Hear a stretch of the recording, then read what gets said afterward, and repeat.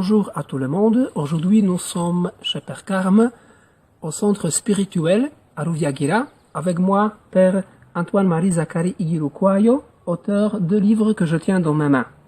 Enracinement du presbytre dans le Christ sur la mouvance de l'esprit. Et l'autre texte, dernièrement publié, Teresa Mweranda Wumwana Yezu Wumumaso Heranda. Mon Père, pouvez-vous nous partager ce qui vous a inspiré pour écrire, pour publier ces deux positions? La première publication sur des éléments de la spiritualité presbytérale m'a été inspirée par 5 jours que j'ai passés avec une partie du clergé de notre archidiocèse à Giheta en retraite.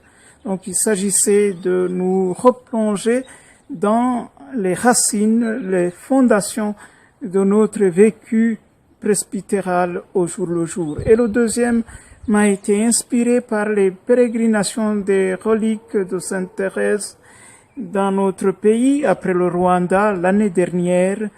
Et il s'agit de voir ce que le lien spirituel, ce qu'il apporte au niveau de la spiritualité à l'Église du Burundi aujourd'hui. Quel est le message que vous pouvez partager avec vos frères prêtres et aussi avec tous les croyants au Burundi? Avec mes frères prêtres, nous partageons d'abord là où nous avons les racines sans lesquelles on ne saurait pas vivre, ce pourquoi le Seigneur nous a choisis. Nous avons notre racine dans la personne du Christ et ce sont des racines chaque fois renouvelées par la force du Saint-Esprit. Et c'est cela qui fait qu'on puisse vivre d'abord ce que l'on est et que l'on puisse aller porter vers le peuple de Dieu auquel nous sommes envoyés un message empreint d'amour, de dévouement qui provient de l'amour même de Dieu. Et dans un contexte particulier, c'est pourquoi le dernier chapitre de ce livre porte justement part de la question guetteur, où en est la nuit. Parce que les prêtres sont des guetteurs dans un contexte spécifique.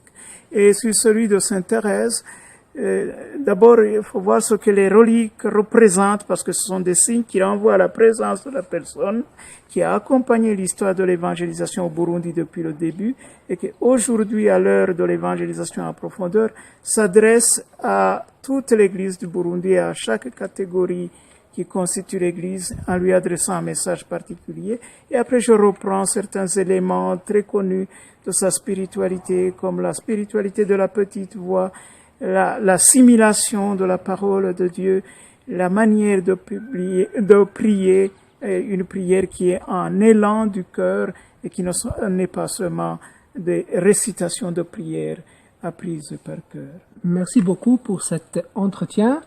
Je pense que pour le moment, ça suffit parce qu'il faut que ce soit tout simplement qu'en apéritif. Ces 2 livres sont déjà disponibles chez Père Carme à Gitega et à Bujumbura. Et j'espère que nous aurons encore occasion de vous recevoir, vous écouter. Merci beaucoup. Merci, j'espère aussi. À bientôt. Merci beaucoup. Je vous en prie.